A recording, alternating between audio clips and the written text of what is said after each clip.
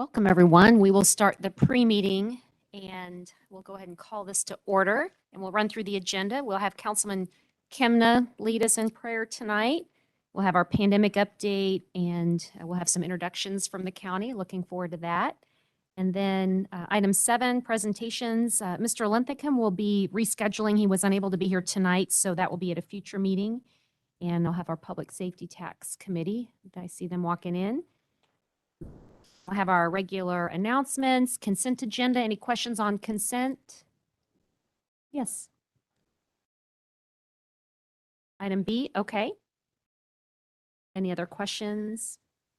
All right, and I believe we will have with us Mr. Hulk Schneider will be here in attendance as well for that. Item 12, bills introduced. Mr. Molman. On number 64. Yeah, sorry. So this ordinance, as we do every year, establishes the elected dates and the open candidate filing period for the 2022 municipal election cycle, which is in April of 2022. Okay, any questions? And number 65, Margie.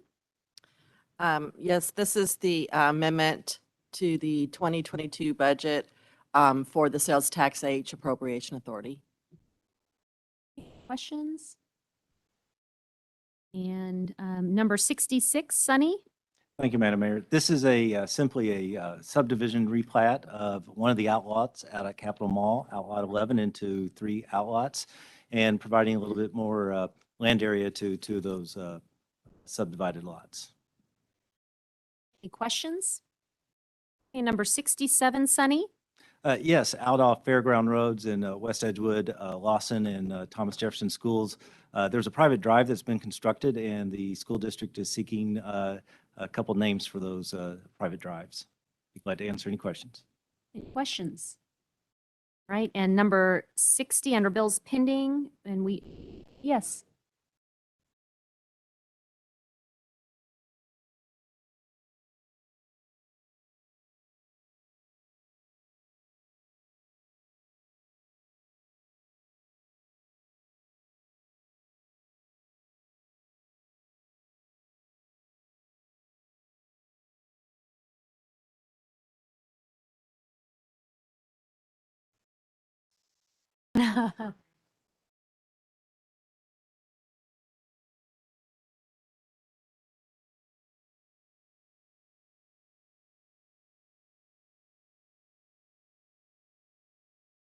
Thank you. We'll make that change, I'm sure. And bills pending, number 60, Mr. Molman.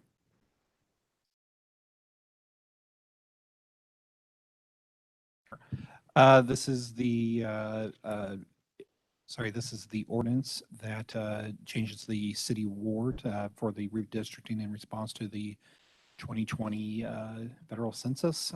Note that there is a substitute option attached as letter I. Questions? So we have our substitute that we'll run through as well. And questions over here. Number 61, Mr. Marash. Substituting for Matt this evening.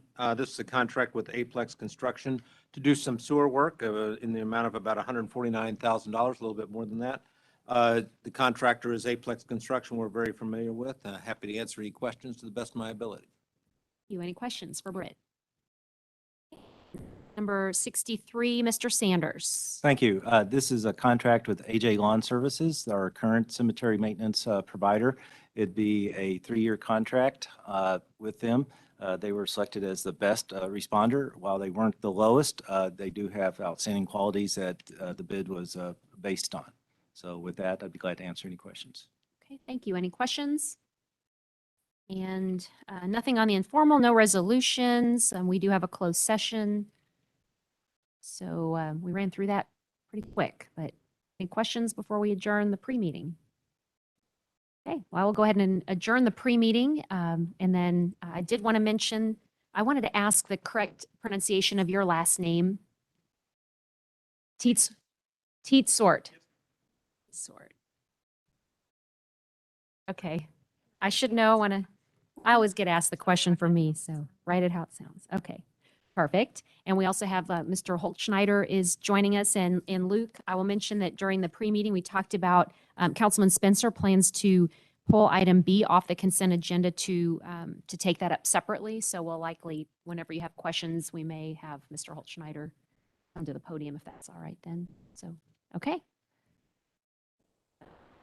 We're excited to have Eric and Nick here to get to introduce them for the new county positions. So glad to have presiding commissioner here to make that introduction tonight.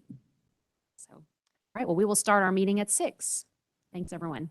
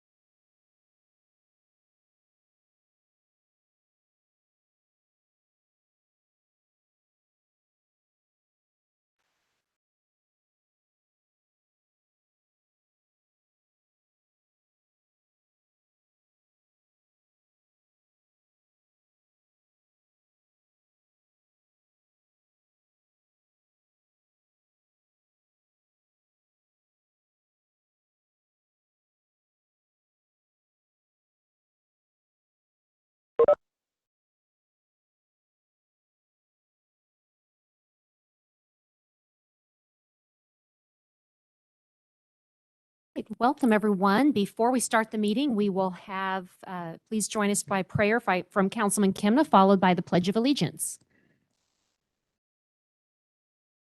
Heavenly Father, I come before you this evening. Ask for your city and teach us how to serve this.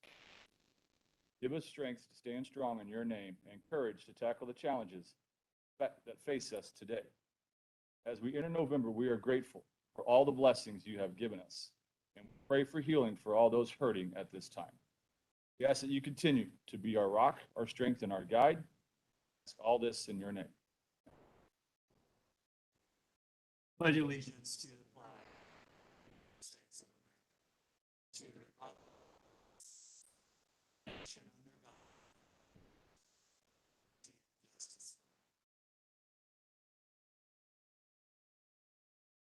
Welcome, everyone. I will now call to order the Monday, November 1st, 2021 City Council meeting. You can also join this meeting virtually if you go to jeffersoncitymo.gov. There's a link on our agenda along with a call-in number. Mrs. Donaldson, roll call, please. Fitzwater, Present. Hensley, Present. Kimna, Here. Lester, Here. Schreiber, Spencer, Here. Spicer, Present. Vogt, Here. Ward, Wiseman. Present. Item 3, I'll entertain a motion to adopt the agenda. So, second. Any further discussion? All in favor say aye. Aye. Any opposed? Motion passes. Miscellaneous agenda items. Item A, we have pandemic update, and Ms. Christy Campbell is joining us from Cole County Health Department. Welcome, Christy. Thank you, Madam Mayor and Council. Thank you for letting me join virtually tonight. I'm happy to report that our COVID cases and hospitalizations have trended down over the last month or so and remain low in Cole County and most areas of Missouri. Over 50% of Cole County residents have received at least one dose of the COVID-19 vaccine. I know there's been a lot of changes to the vaccine recommendations pertaining to third doses or booster doses, and I'll try to summarize them. I sent a link of a flow chart that I believe that IT was going to try to put up on the screen while I was speaking. This would be a great time. It is up, to yes. It is up? Perfect. Okay. So Yes. there's been some confusion about third doses versus booster doses. So I'm going to try to talk a little bit about that. So third doses of Pfizer are given at least 28 days after the second dose, and they're currently authorized under an amended emergency use authorization for the immunocompromised individuals aged 12 and up. Booster doses are given at least 6 months after the initial series and are available for those 18 and up and at a high risk for severe illness or exposure. Booster doses of Pfizer, those are the ones given at least 6 months after initial series, are available for those 18 and up at high risk for illness or exposure. The third doses of Moderna are also available for 28 days after the second dose under that amended emergency use authorization for immunocompromised individuals 18 and up. And booster doses of Moderna, that's 6 months after the initial series, are available for those 18 and up. So it's possible for an immunocompromised person to get a third dose of either Pfizer or Moderna 28 days after their second dose, and then get their booster dose 6 months after their third dose. So you can look through the chart and say I'm a 43-year-old woman, and I would go through the chart and say, have you received the first 2 doses? Yes. So are you over 65 or living in a long-term care facilities? No. So then I would move to the right. Well, and if I was 43 years old and I had any of those conditions that are listed in the medical conditions or criteria, I would say yes, and I could move down to get my additional third or booster dose of the vaccine. If it's no, but perhaps I worked in a hospital, then yes, I would qualify for the vaccine again. If it's no, but I'm severely compromised and received the Pfizer, I could say yes, and I would qualify for a booster dose. But if it's no, then at this time, the FDA and CDC do not recommend the additional dose. For booster doses for Johnson & Johnson should be given 2 months after the initial series, and they're available for anyone 18 and up. And then just to make it a little bit more confusing, but perhaps a little more accessible for individuals, the booster doses can be mixed and matched in those eligible individuals after you complete your primary vaccination series. So if you received your 2 doses of Pfizer and you want to get a 3rd dose and you want to get Moderna this time, that is completely okay. If you got 2 doses of Moderna and you go to get your 3rd dose and all they have available is Pfizer, that's fine. You can get that 3rd dose of the different formulation.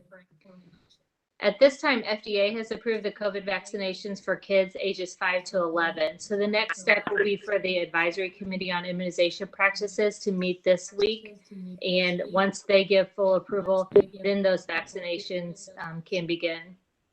So I realize that this is confusing, and even after looking at the chart that's available on DHSS's website, some people might still have questions. So I would just advise, if anyone has questions about whether or not they're eligible for a vaccine or whether they should receive the vaccine, please reach out to your physician. They should know your health history. They should be able to talk you through whether or not you should get the 3rd dose or get the vaccine, or you always call the health department too. Vaccines are now available at the health department on Thursdays, the COVID vaccines.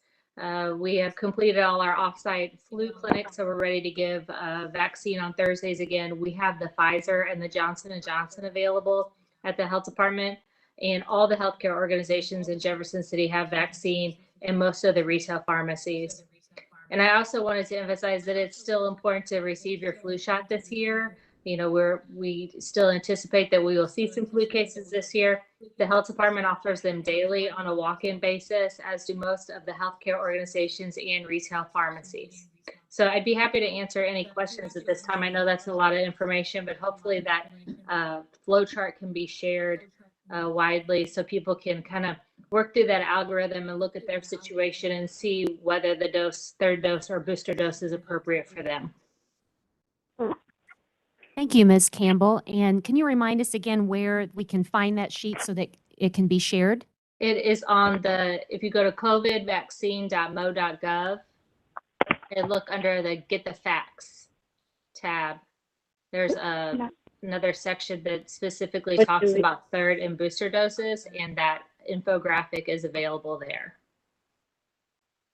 Thank you. And does anyone have any questions?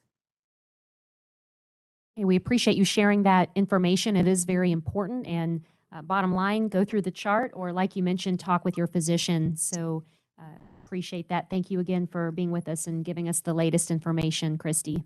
You're welcome. Thank you.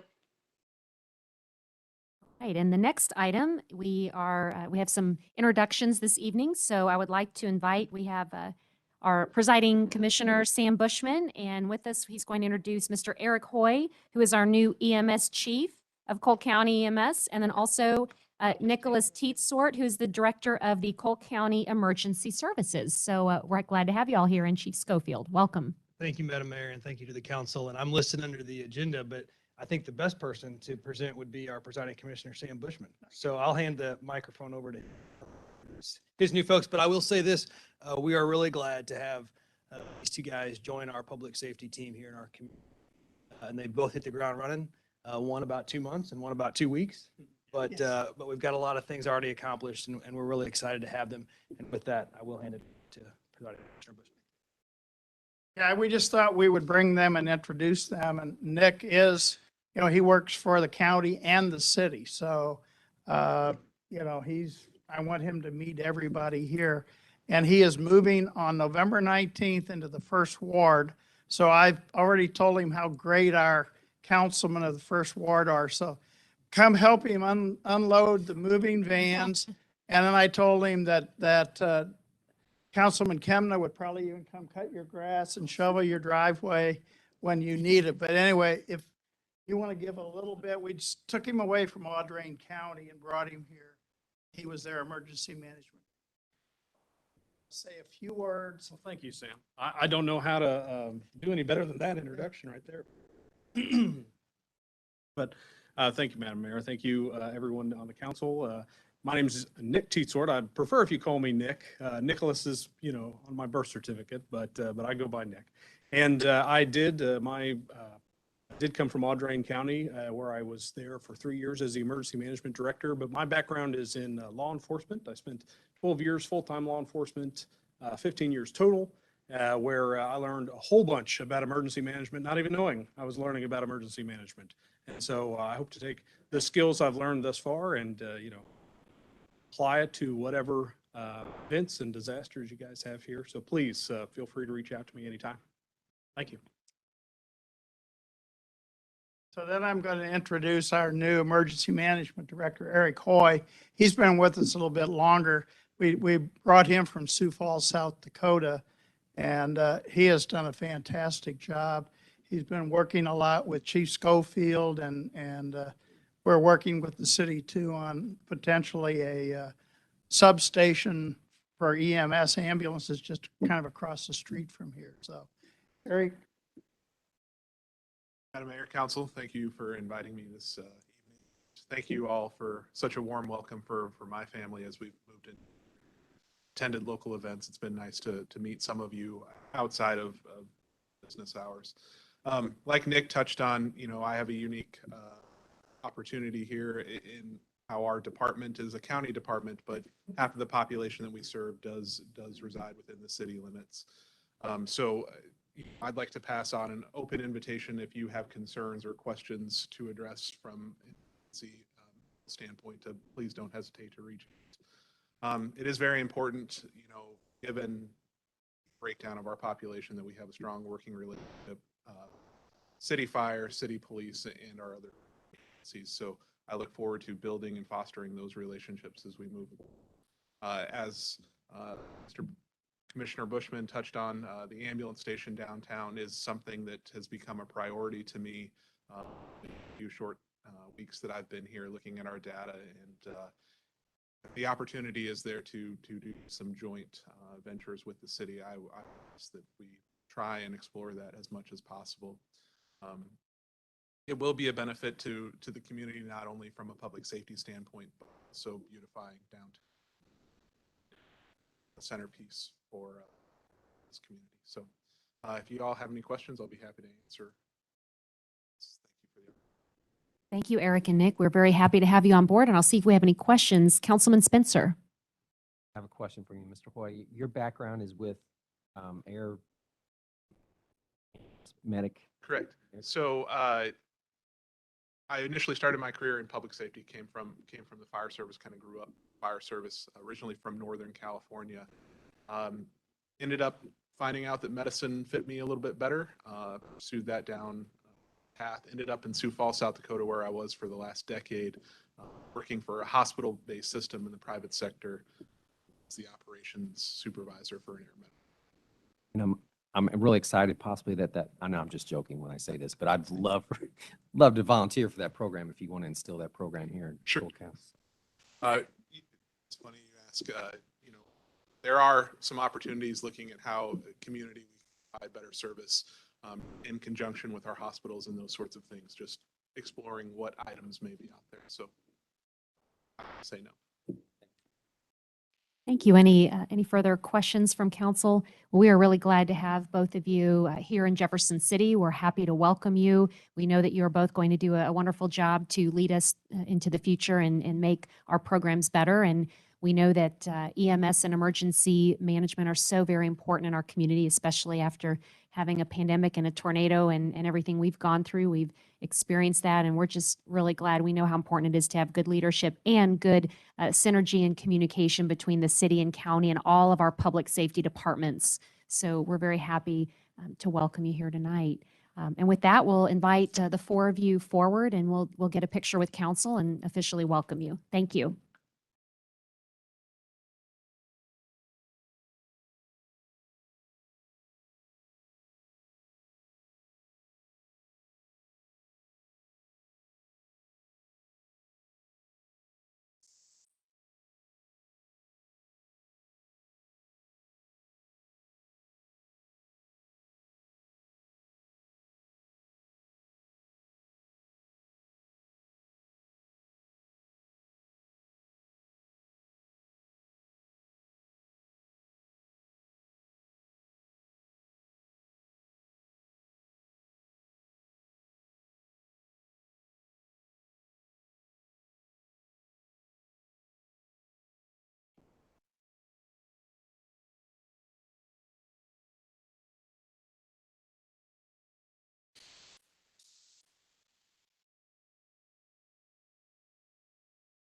Right, Item 5, we have no public hearings. 6, no appointments. Item 7, presentations from staff, consultants, and invited guests. Mr. Linthicum will be probably at our next meeting. We will be rescheduling that, but he's looking forward to being here.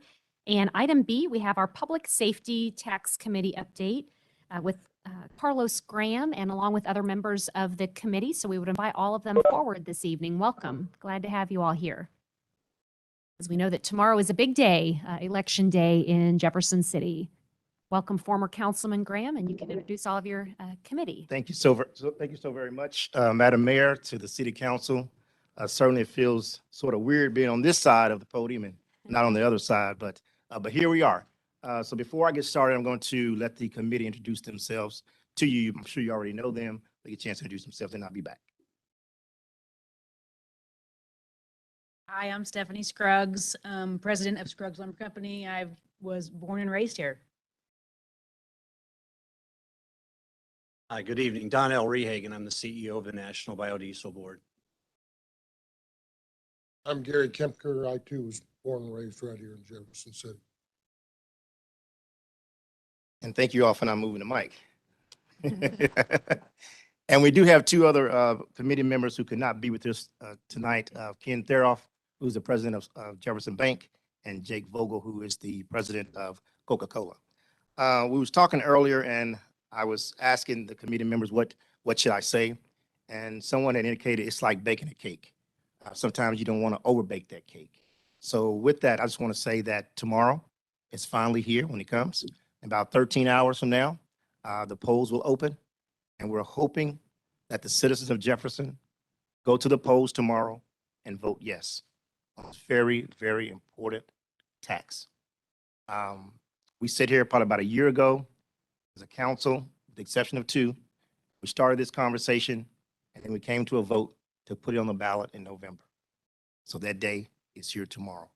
So I'm asking each and every one of you, if you would please, see it in your heart to put it on your Facebook page. If you don't have a Facebook page, put it, give a phone call, conversation, or whatever, to encourage your constituents, to encourage the people who follow you on Facebook to vote yes on this very important issue that we have before us on tomorrow. As you all know, those men and women who wear that uniform each and every day, they took an oath to serve and protect. That's what they do. As someone who was on the police personnel board 15 years ago, I had the opportunity to see people come in 140, 150 applications. That has dwindled down now to about 30. That should be an eye-opener for all of us, for the very important roles of keeping our community safe. That's what they do. You pick up that newspaper or you turn on the television and you see gunshots, hear about gunshots being fired. While we're running away from the bullets, they're running towards the bullets to keep our community safe, keep each and every one of us safe.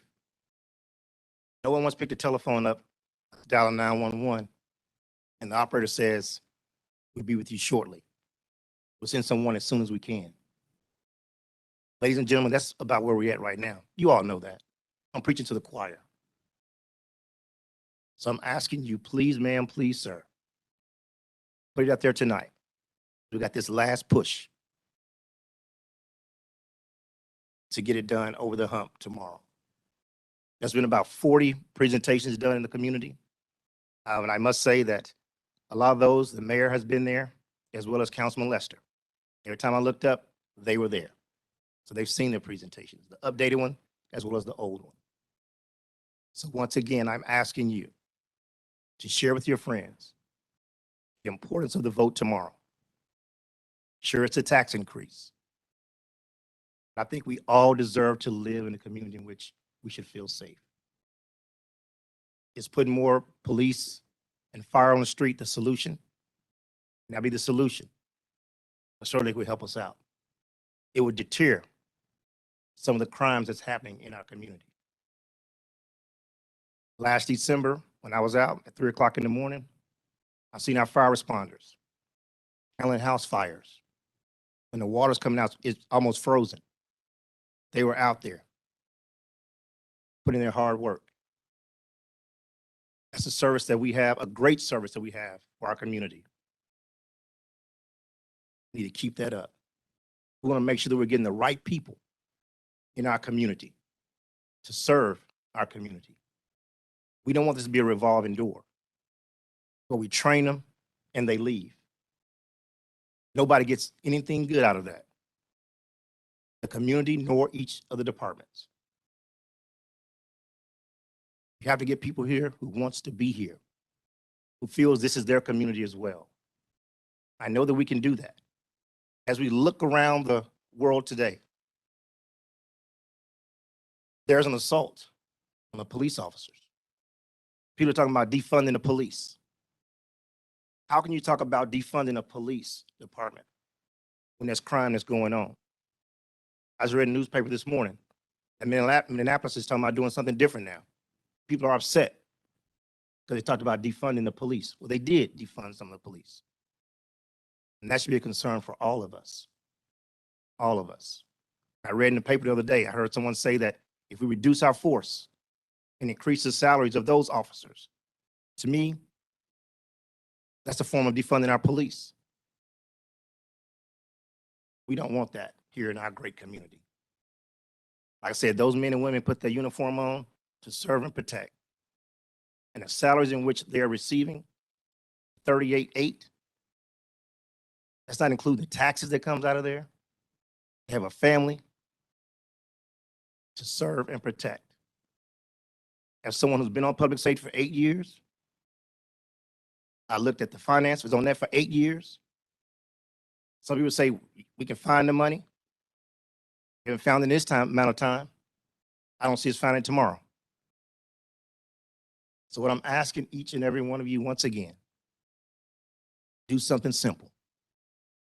Share it on your Facebook page. You have followers. If there's any questions, have them to reach out to any of these committee members. We'll be more than happy to answer the questions. Okay? Is there any questions for me?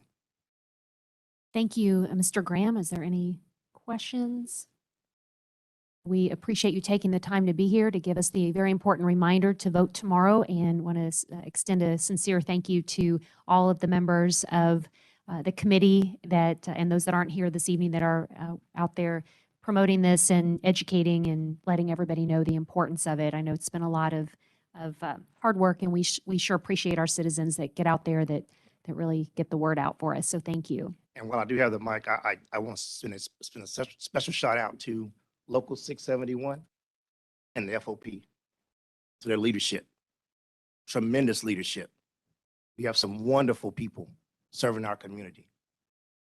Wonderful people. So please get out and vote yes. Thank you. Thank you, Mr. Graham, and we appreciate the leadership for being here this evening as well. So thank you all. Don't forget, vote tomorrow. All right, November 2nd.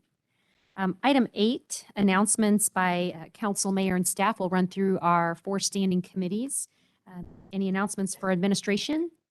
We have our regular time at our regular place on Wednesday. Okay, thank you. And finance? No announcements. Okay, and public safety? Right, and public works and planning.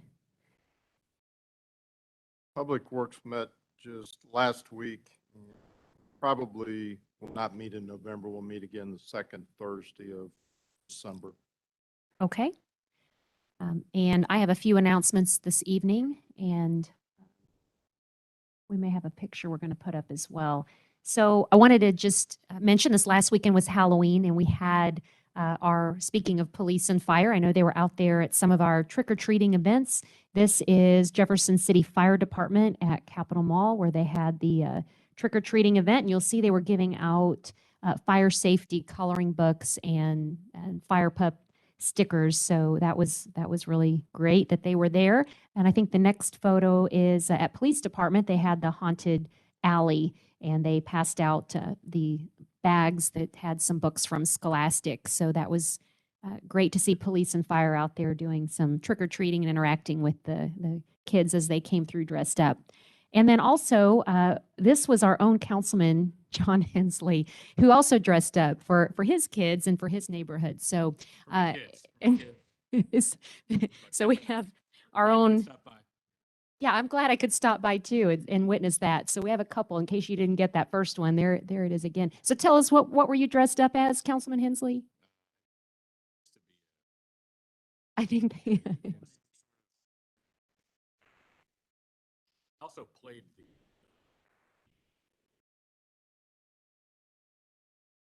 Multitasking there. Making Well, the kids happy. they were very happy when you came out. That was came out of the house with that on. They just couldn't contain their excitement. They were so happy. They did. The adults lost their minds too. It's just kind of Yes. pleaser. And I did say that that would certainly not end up on the big screen at a council meeting, but you know. Anyway, you were a great sport and the kids loved it. So anyway, happy Halloween to everybody. And I just couldn't resist sharing that. And also the police and fire. Appreciate them being out there on their Halloween weekend. Also, a couple things about Halloween. If you missed it, Discovery Plus did show ghost hunters at Missouri State Penitentiary. So be sure to tune in if you can get Discovery Plus. I'm sure they'll replay that, but it's nice to see Missouri State Penitentiary featured on that national show. Definitely gets a lot of notoriety for ghost hunting there. And also last weekend, we had the state mountain biking state championships. And I did want to mention, because they gave a shout out here and wanted me to be sure to let everybody know that people were so overwhelmed and happy with Binder, which was the venue that they used. And then they also said they were very pleased with Kevin Schwartz from JC Parks and Recreation. So I wanted to let you know that, Mr. Greffrath, that they said he went above and beyond to make this event a success, and appreciate, they wanted us to be sure to recognize him. And I said I would do that at our council meeting this evening.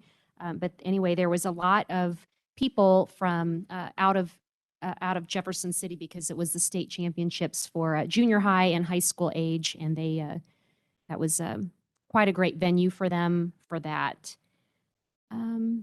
And then also wanted to make an announcement that before our next meeting that we will have Veterans Day in the meantime. So wanted to make sure and mention that there will be a Veterans Council Veterans Day ceremony, and that is Thursday, November 11th.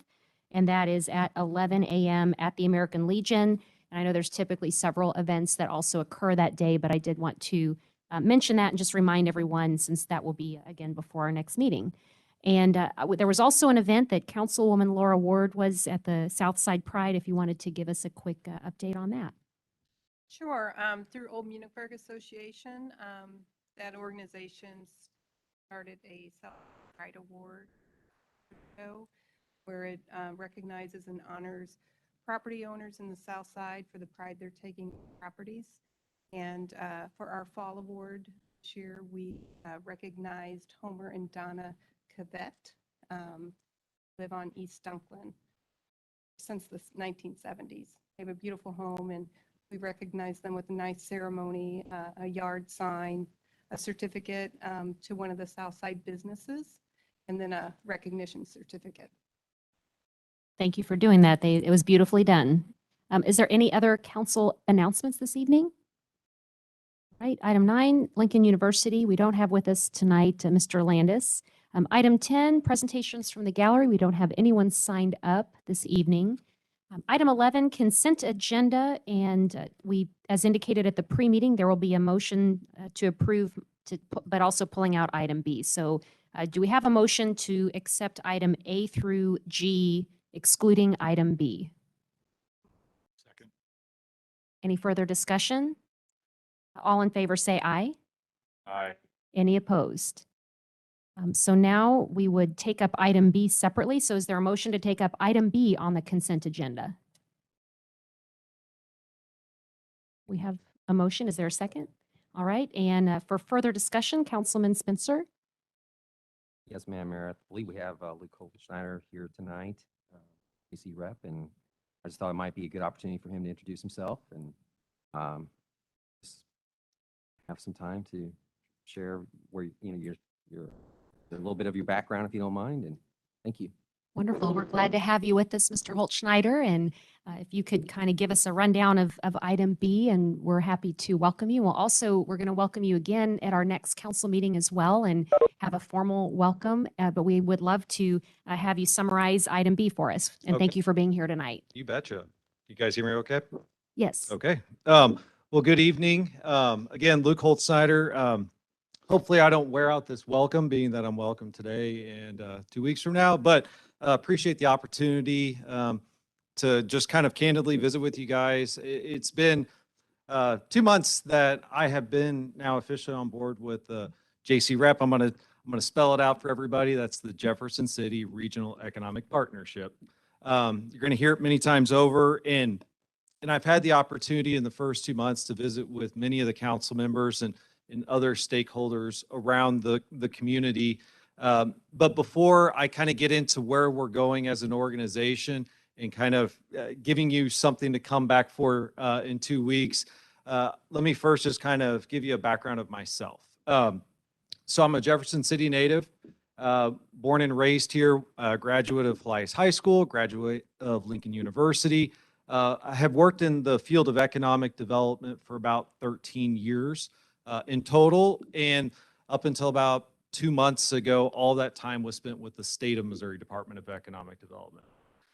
So in my, the end of my tenure with the State Department of Economic Development, I served as the department deputy director. During that time, for roughly 5 years, served in the cabinet, focused on our strategic initiatives and organizational structure. So spent 4.5 plus years working to reorganize and refocus the state of Missouri's approach for economic development. And so I'm thrilled and excited to be able to bring not just that experience and kind of those relationships into Jefferson City, but ultimately as a member of the community my entire life and seeing the numerous opportunities that are ahead of us. I look forward to working with the council, the county, and our private partners to help move the community forward. So, look forward to providing a more detailed overview of the organizational kind of priorities and our areas of focus moving forward here in a couple of weeks. But, what you're really going to hear from me is not going to be, at this point in time, specific project updates, but more of a priority areas of focus. So how do we anticipate spending our time to ultimately drive new economic opportunities for the Jefferson City region? Having done economic development and worked throughout the state, I worked as the manager of rural development for the state of Missouri for about 2.5 years, focused on initiatives and project priorities for rural communities to help them recover from the Great Recession. Kind of know the importance of relationships, strategy, and ultimately, what do we do to help build a pipeline of economic opportunity? I'll say as an organization, we're going to be very good, if not the best, at working expansion, attraction, and startup projects. That's going to be our bread and butter.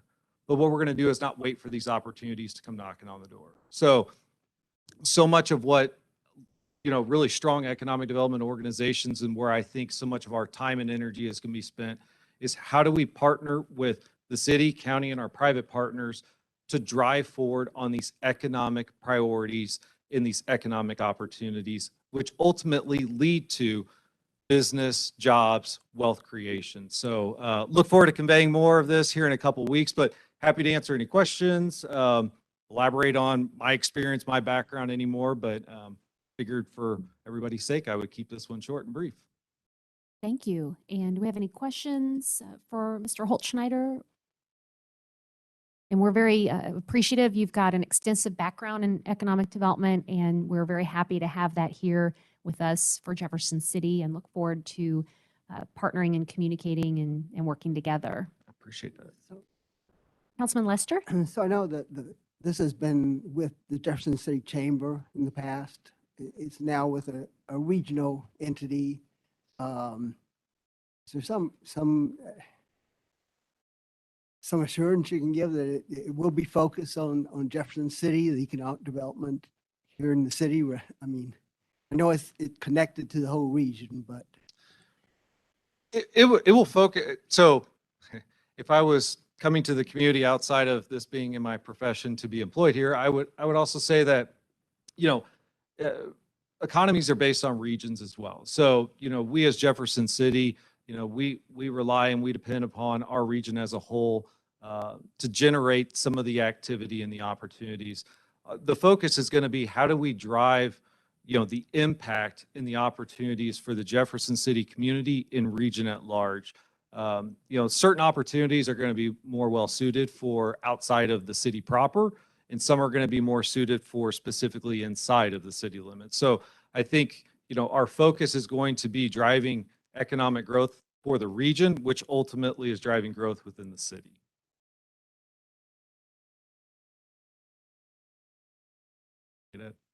That one, no. I guess we'll see what happens with it, yeah. I agree with the concept, you know, but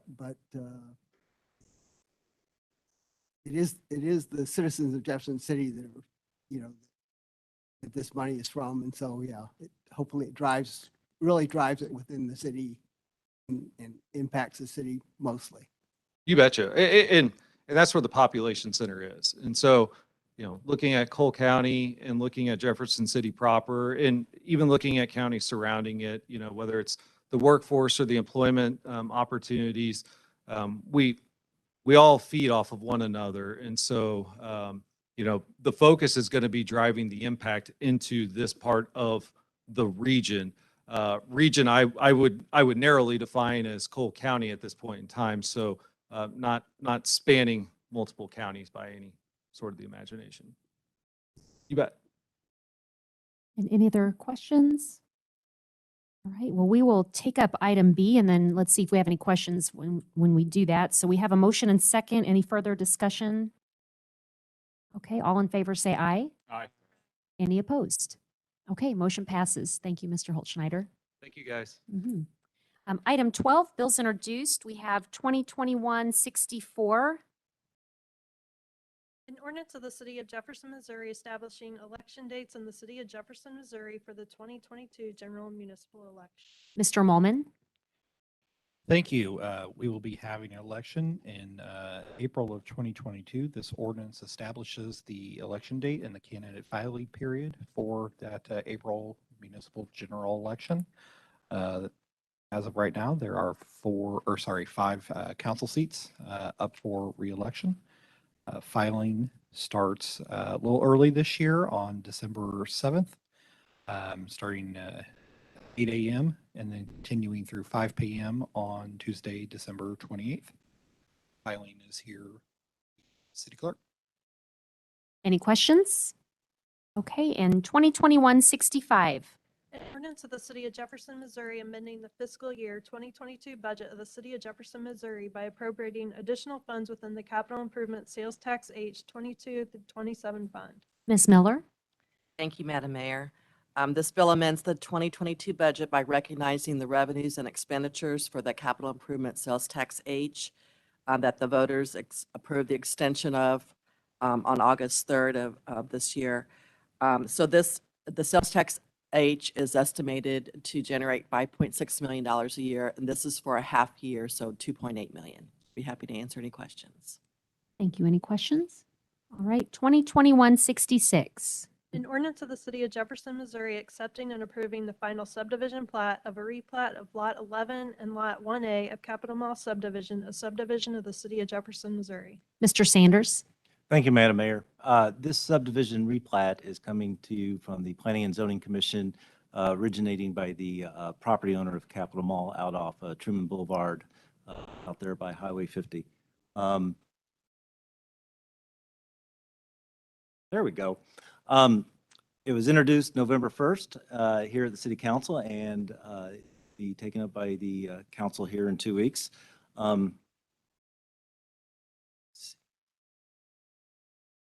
You just go to the next slide, please. There we go. This replat basically deals with 2 lots, Lot 11 and Lot 1. Up in the upper left hand,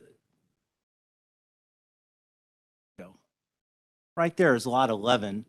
This other lot is Lot 1. What is taking place here is Lot 11 is being subdivided into 3 lots, right down this line here and over this way. This lot here actually has a Pizza Hut on it right now. That would be Lot 11B. 11A, Starbucks is currently being under construction right now. And this other lot here would be partitioned off to also be further developed when the time is right. The other action that's going on besides subdividing that one lot is part of Lot A, this large one here, excuse me, 1, is giving a little bit more property along the eastern side of this lot and the southern side of these 2 lots. Also with this, what is happening too is this part of Lot 11 all of a sudden no longer has any street frontage, which is a requirement of the city subdivision code. So as part of this replat, they're also asking for a variance to the requirement for street frontage. Why that would be appropriate is the overall access for vehicles and also for utilities is governed by an agreement providing rights to access utilities and to use the motor vehicles. So the Planning and Zoning Commission is also recommending that as part of this subdivision replat. I'd be glad to answer any questions. Thank you. Any questions? 2021-67. An ordinance of the City of Jefferson, Missouri establishing Patriot Drive and Lion Way as names designated for private streets near Lawson Elementary School and Thomas Jefferson Middle School. Mr. Sanders. Thank you. This case is also coming from the Planning and Zoning Commission. The school district, as part of their complex out there where Lawson Elementary is and Thomas Jefferson,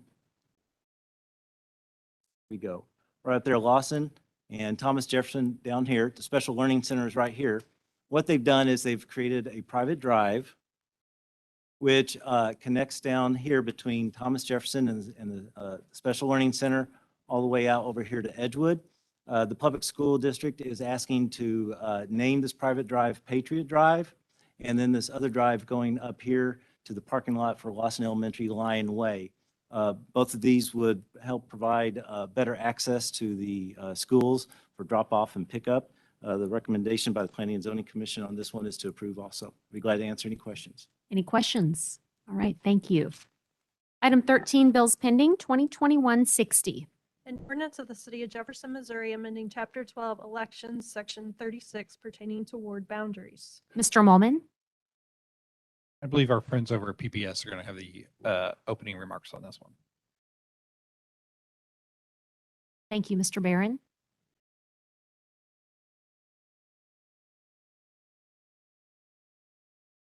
Just one moment if you pull the PowerPoint up.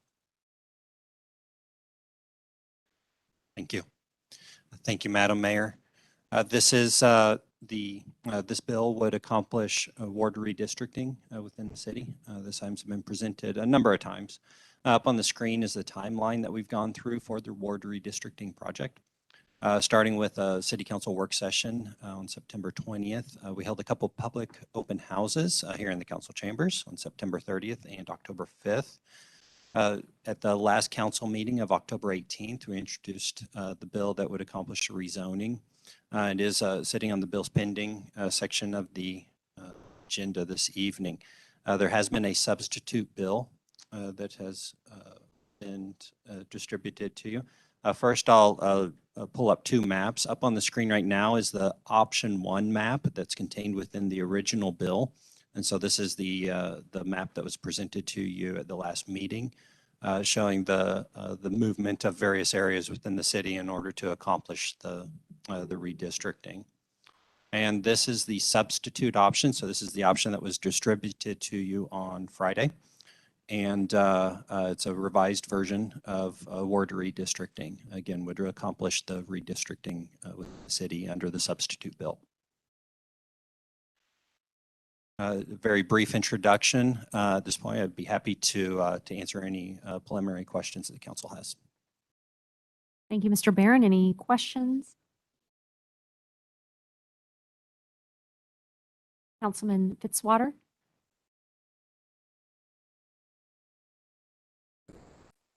I appreciate all the work that has gone into this.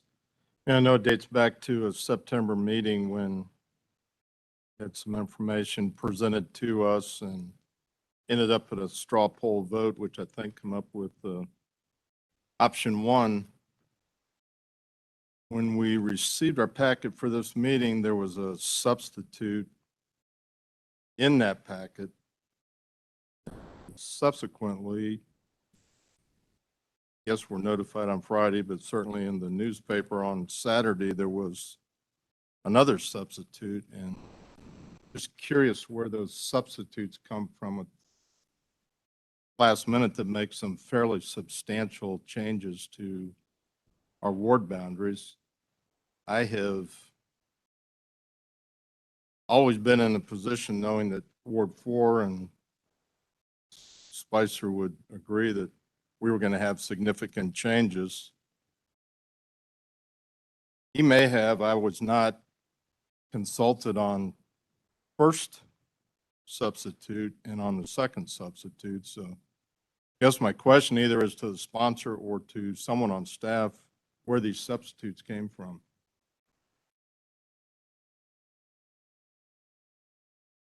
Sure, I'll jump into that one. So the substitute that was distributed on Thursday was distributed in error by staff. That was a incorrect map and description due to some miscommunication.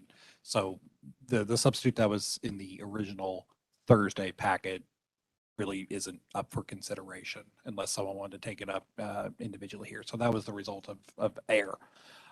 So the substitute option that was distributed on Friday and is in the packet here tonight was requested to be prepared by council members. So just kind of leave it at that, and I think the questions are probably addressed more appropriately to the council themselves.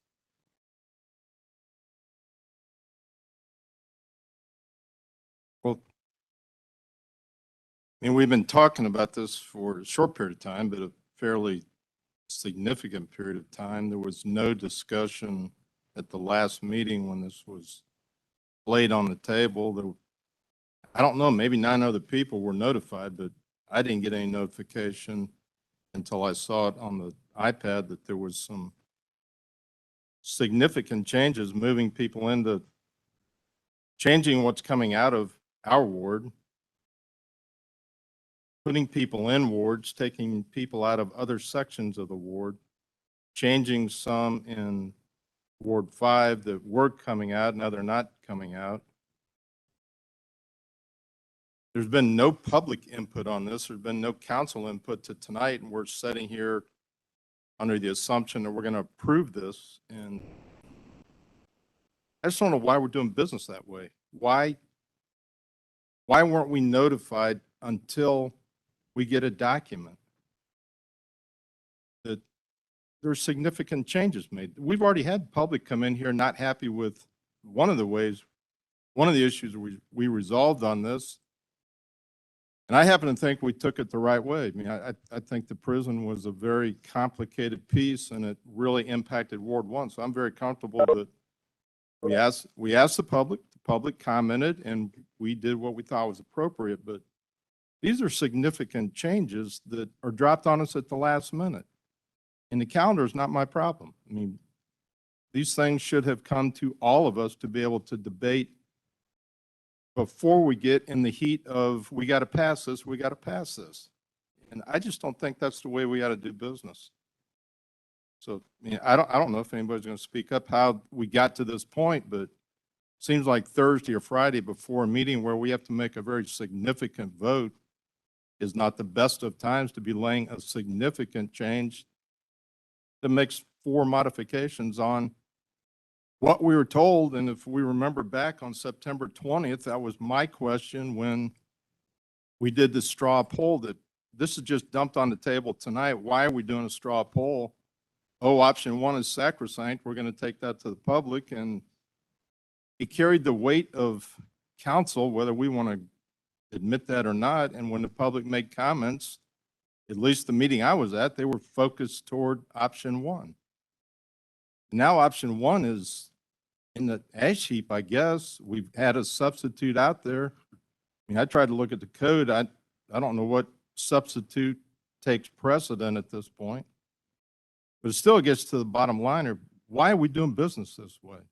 That's why people are so frustrated. That's why we've got nobody in the crowd. Thank God Frank comes because, I mean, he comes and he participates, he chairs committees.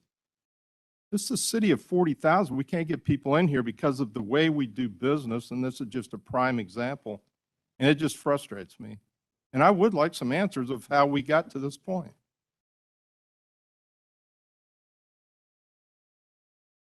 I'll chime in. I disagree with the point that the chambers are empty, and that's the reason why. I mean, even before being on the city council 8 years ago, I used to attend these religiously due to neighborhood things going on in Ward 2 and neighborhoods that I lived in, and no one ever attends them. And when I would need input from my neighbors regarding that, it was hard to get 2, maybe 3 to attend. People are busy. You know, they have things going on in their lives. Okay, and I made a change, and it was regarding something that I brought up to the council during a meeting. And it was in regards to the arm that was being placed on Ward 2. And if you remember correctly, I said, wouldn't that be better fitted since it's right there by Ward 3? Be better fitted for Ward 3 instead of outstretching and making a big arm in 2. And I said, Ward 2 could capture, you know, more people by going straight up and squaring off the ward and taking Hazelton area. That way, Ward 2 would keep its straight eastern line down Jackson between Ward 1 and Ward 5. And option 2B has 4 shifts, and so does the option 1 has 4 shifts, and they're still the same areas that we were looking to shift anyway.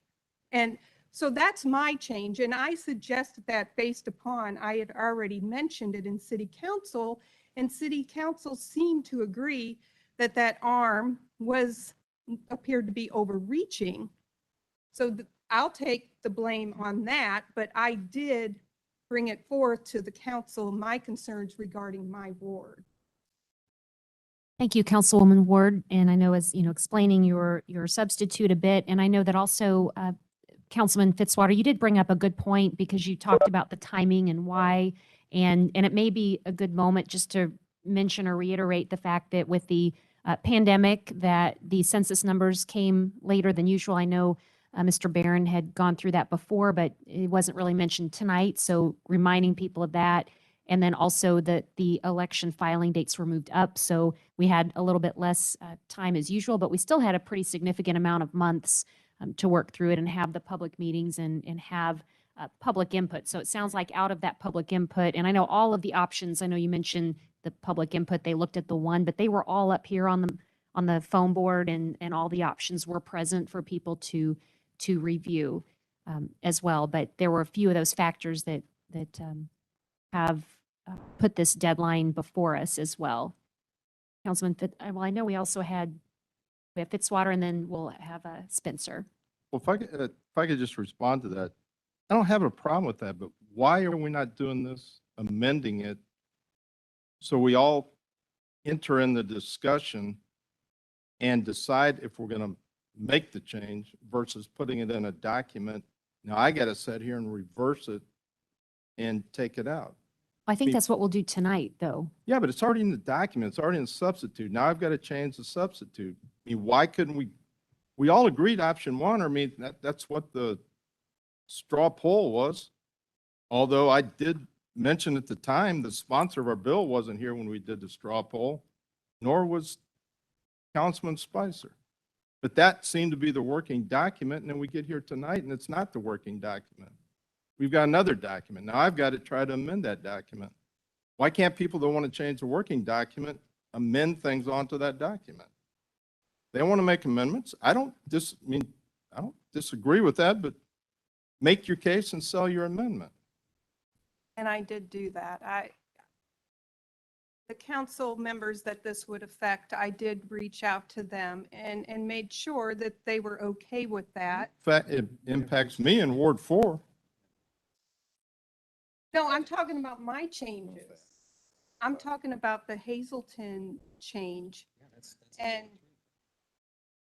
You didn't reach out. well, it was my understanding that you were in discussion with that change with Hazel Street. So And Councilman I was- Spencer, you had a comment? To echo a little bit of Councilman Fitzwater, the timing seems suspect. We're voting on a substitute proposal which goes against what was endorsed by the council and communicated to the public and was endorsed by city staff after public input, option 1. This substitute really gives credence to what a citizen came in and had concerns about, lack of transparency and lack of public input with this substitute. So there are some unanswered questions that I'd like to echo with Councilman Fitzwater. And I want to take a moment, Mr. Molman, just to ask you just a procedural question. So whether or not we may disagree with how or what or timing or what's in the subject matter or wish there was more time or all the concerns have been raised, this is typically, though, I mean, putting a substitute on would be a typical procedure, and then we would debate it at a council meeting. Is there anything that was done? I know transparency and different words have been used, so I want to make sure that this has been done correctly. Can you answer that? The substitute process calls for substitute bills to be distributed to the city council 24 hours in advance of the meeting in which to be taken up. So not including the weekend. The requirements of the code for substitutes were met since this was distributed before 5 o'clock on Friday. So procedurally, this follows the substitute process. But procedurally, why wouldn't option 1 be voted on first? And So, then, yes. then not be passed, and then the following substitutes could be offered up. That is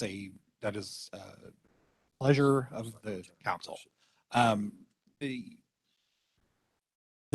kind of procedurally posture where we're at right now is what is before the city council is the original option 1. In order for the city council to adopt the substitute would have to be adopted, and then bill would have to be then voted on as substituted. So this is a 2-vote process in order to adopt the substitute. And so essentially, from a procedural aspect, what is in front of the city council right now is option 1. So if there were no further action on the substitute, what would be vote tonight is option 1. So they would take some affirmative action in order to adopt the substitute. And the substitutes are council initiated, not staff initiated as well, correct? Correct. And whose hand was up next? Councilman Spicer? Piggybacking off of Fitzwater over there, the communication on this whole thing has not been real great. Seems like that we're trying to push this forward with amendment to 4. Yeah, I wasn't here. Meeting. Just think that there's just, it doesn't seem right how we're trying to push this forward with that. These affect our wards too. Residents. About more discussion. I mean, I'm listening. Any other questions, discussion? I'll just say that the substitute option, the main problem I would have with it is it does not accommodate the numbers and the growth that we know is happening. Still leaves Ward 4 being the most populous, and we know that the growth is going to continue in Ward 4. So I couldn't support substitute unless the original southeastern, both those southeastern parts of 5 or 4 go into 5, part of that. Thank you. Councilman Hensley? Yeah, I'm just. Item on the agenda.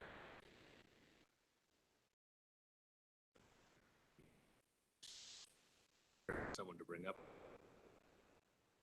To tweak the original option 2, which received the second most vote.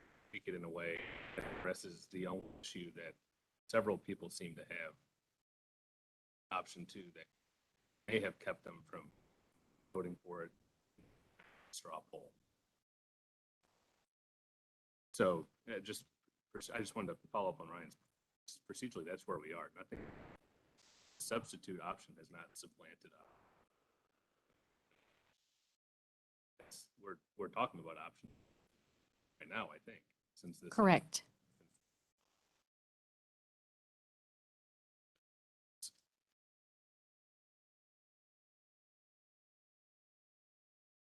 So that's what we currently are debating and have currently pending, and just clarifying timeline that if it were to be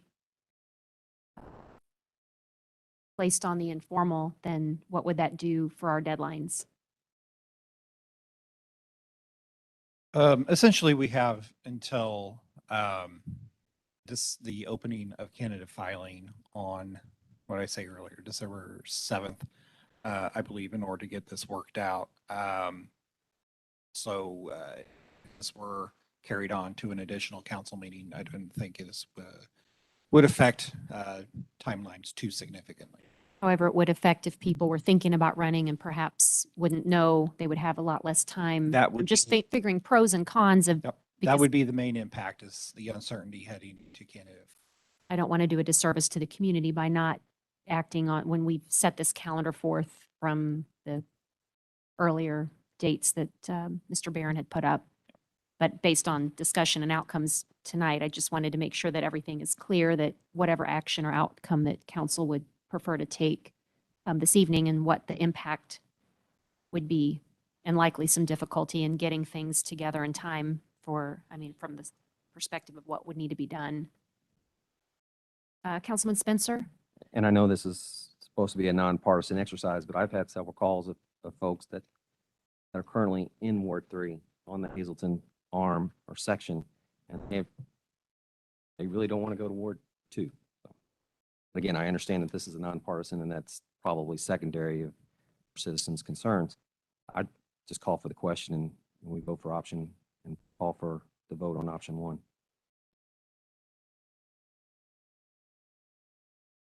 So is that a motion to call for the question? So we go through that exercise then to end discussion, correct?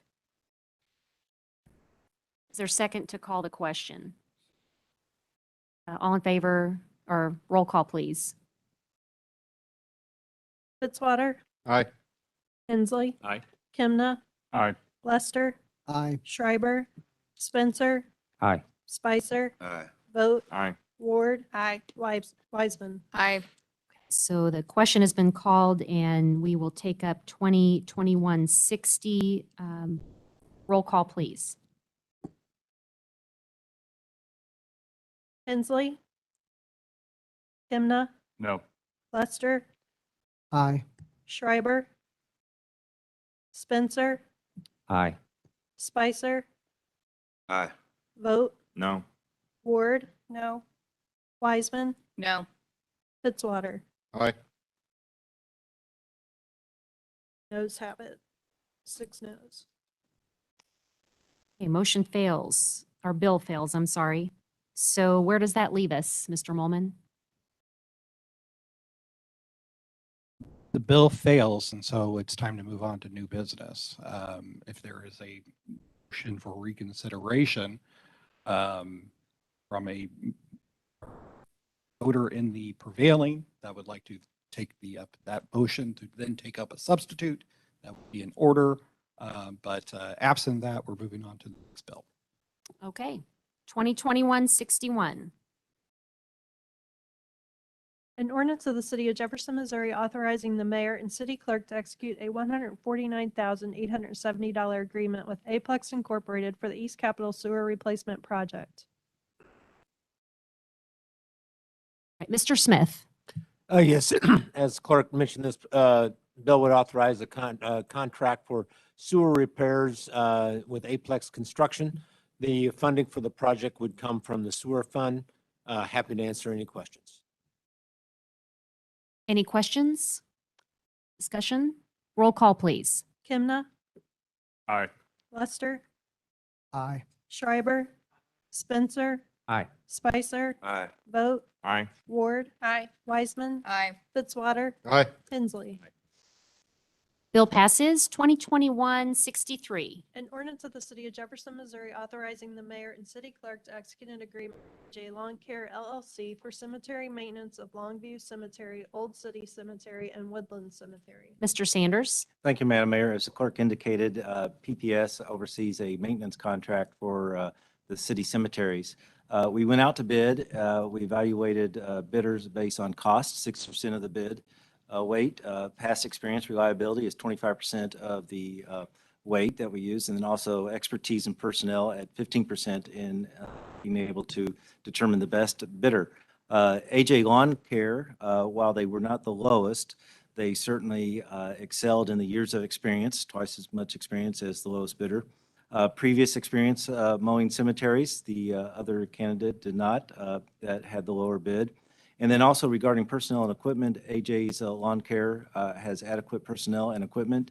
The other company actually does not, I do not believe they have, don't quote me on this, they do not have full-time staff. All the members of that company have outside jobs, and they even stated to us that they would probably have to outsource some of the work depending on the conditions and situation. So with that, the evaluation team selected AJ Lawn Care for a 3-year contract totaling $110,000. I'd be glad to answer any questions. Thank you. Any questions or comments? Roll call, please. Lester, Schreiber, Spencer, Aye. Spicer, Aye. Vogt, Aye. Ward, Aye. Wiseman, Aye. Fitzwater, Aye. Hensley, Aye. Kimna. Aye. Bill passes. Item 14, nothing on the informal, no resolutions, presentations from the gallery. We have nobody signed up this evening. Oh, I'm sorry, Mr. Reisick, you're welcome to come forward. Thank you.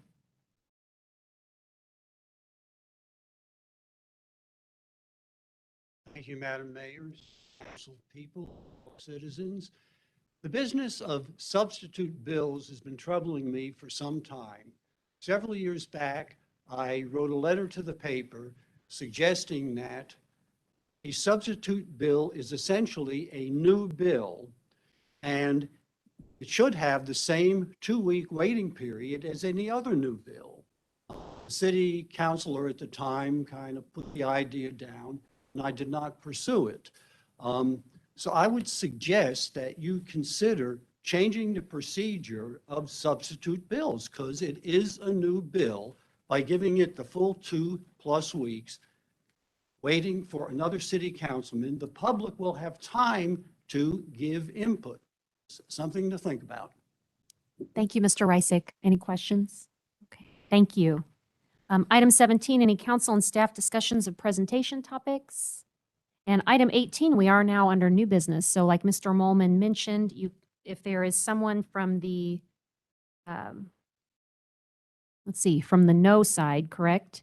So somebody who voted no, one of the 6 council members that voted no on the previous bill, would like to make a motion to bring that bill back up as with the substitute, correct? So it would be a motion for reconsideration, which would then need to be voted on. It would come back in its current form. So if the is for on the substitute, once again, that would be a 2-vote process, one to adopt the substitute and then one to pass the bill as substituted. So Okay. 3 votes. Is there a desire for a motion for reconsideration from one of the 6 council members?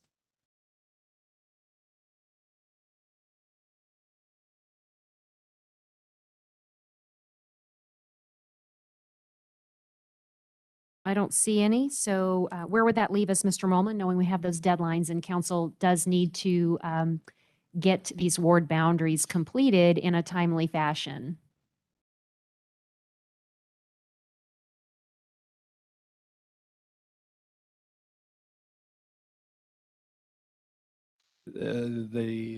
Chapter 2 of the city code allows for motions to reconsider at the next succeeding meeting. So next meeting would be available for that.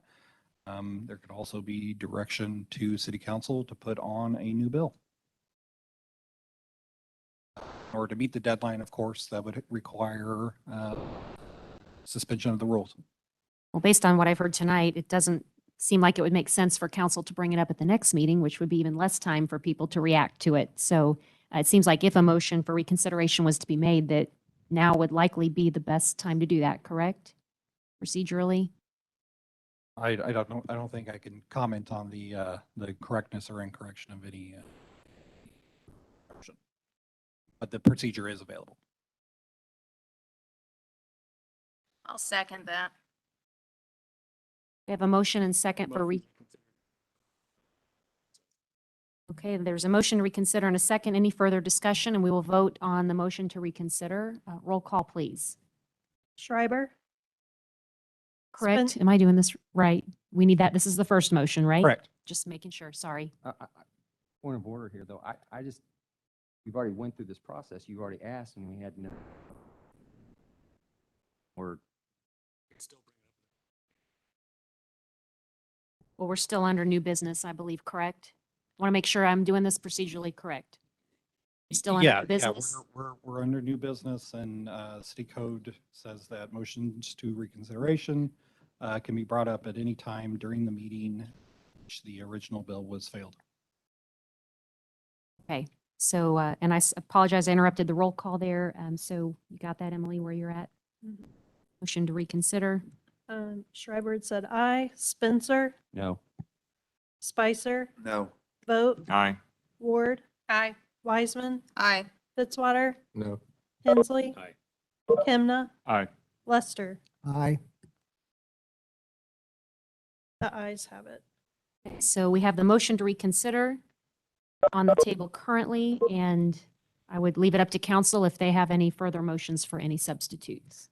Councilwoman Wiseman, Mayor, I move to accept the substitute. there's a motion. Is there a second to accept the substitute? Second. I'm sorry.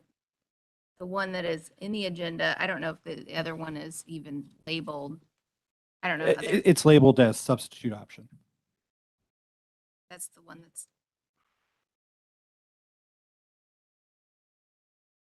So who would give us that summary then of the substitute? That be Mr. Molman or Mr. Barron or a council person? Be happy to go through it. Okay, Mr. Molman will give us a summary.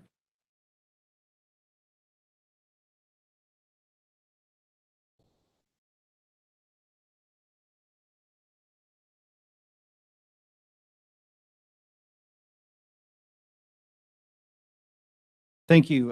So the substitute bill implements some changes through to the redistricting. First one being a boundary revision between wards 2 and 3 in the vicinity of Hazelton Drive. The next one is a boundary revision between wards 4 and 5 west of Idlewood Road and south of Route C. The next is a boundary revision between wards 1 and 5 in the vicinity of Bald Hill Road and Clark Avenue.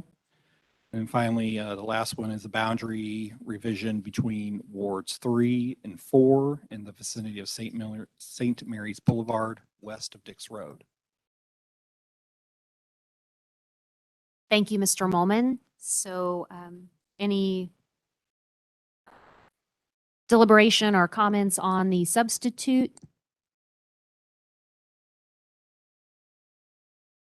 Councilman Spencer? Just for the record, I think this is a complete utter failure of the whole process. And it just gives, like I said, credence to the community that we really have a lack of credibility and understanding of processes and how we follow through with them. This is just ran through tonight. Again, we're not given any public input or transparency through this process. Any other comments, Councilman Lester? Yeah, I just like to comment that you still think that other section in the southeast part of Ward 4 should be included in this change that would go into 5. That would get our deviations much closer. It'd be more like a 4.9% deviation total, at least the most, and it would anticipate what we know is going to be further growth in 4. It's already in planned, and also it would also help 5 to show the appropriate closer numbers to what they should be.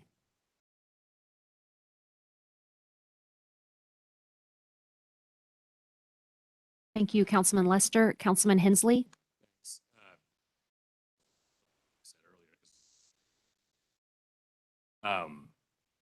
Substitute.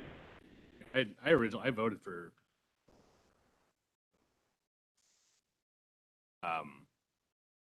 And I understand though at least the aesthetic concern to, preferred option to substitute. It's like decent compromise, at least from my perspective. It just have a tweak and Hazleton. And, those of us sitting around here were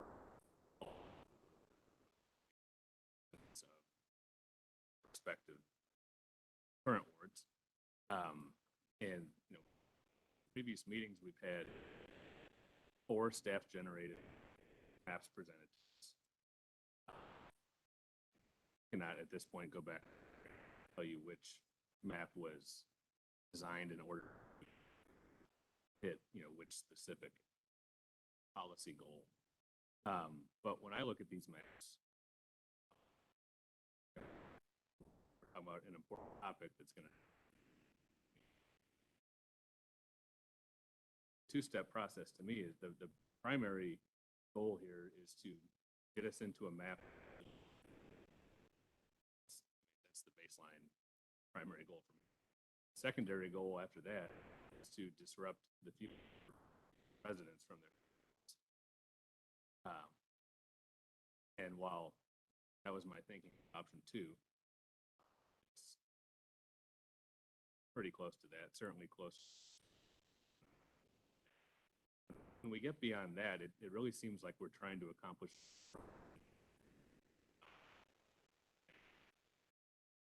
getting to. So, I mean, I keep it simple. It's pretty trying to plan for the future.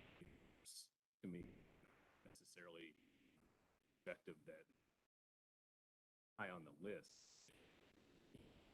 with a map that's reasonable. Disagree, obviously others do disagree. That's fine. But anyhow, I'm comfortable with this particular map. It's an awful lot like the original. Something that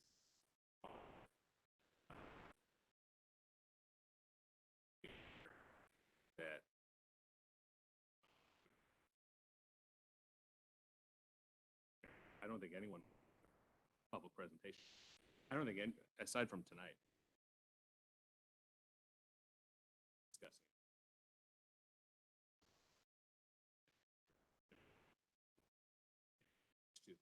But this is, we're not bound by this process would have. This substitute map, which is the comments that were made. So to me, it is not site. It's fairly elegant finished product of that of the words meet each other. It's all largely straight lines. So that's why, even though I was in favor of option 2.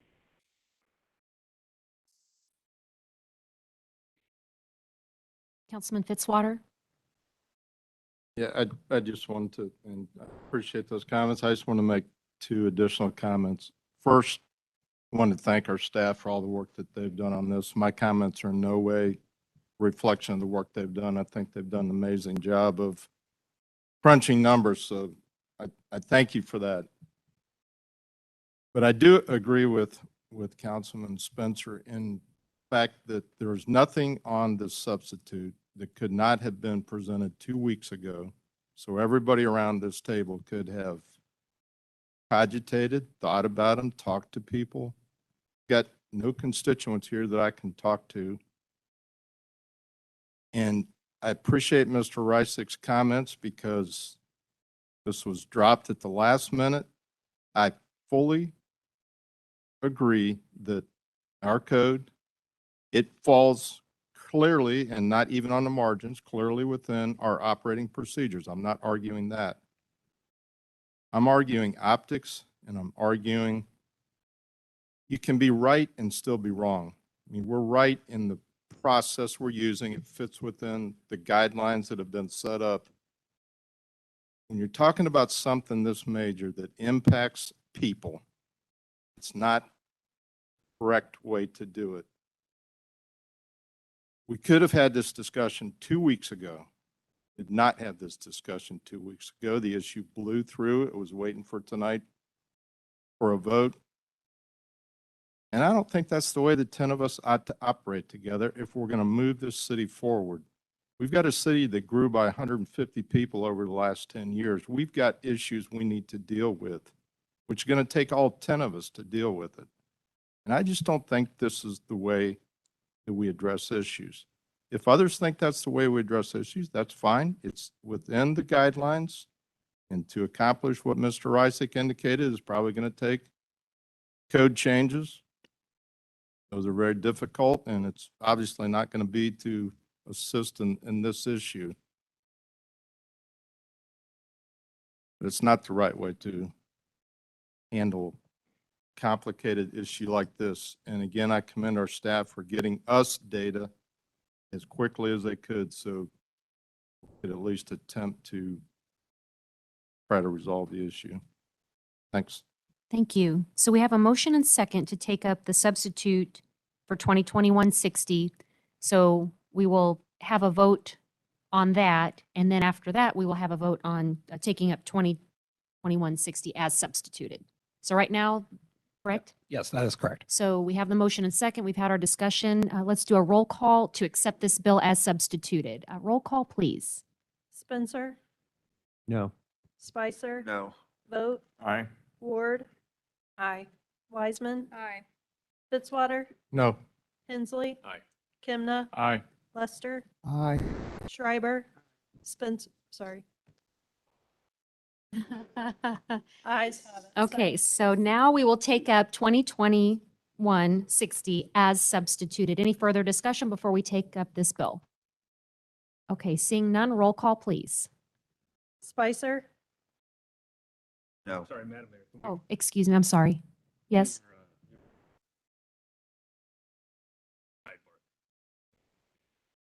We are taking up 2021-60 as substituted. Okay, thank you. Spicer, No. Vote, Aye. Ward. Aye. Wiseman, Aye. Fitzwater, No. Hensley. Aye. Kimna, Aye. Lester, Aye.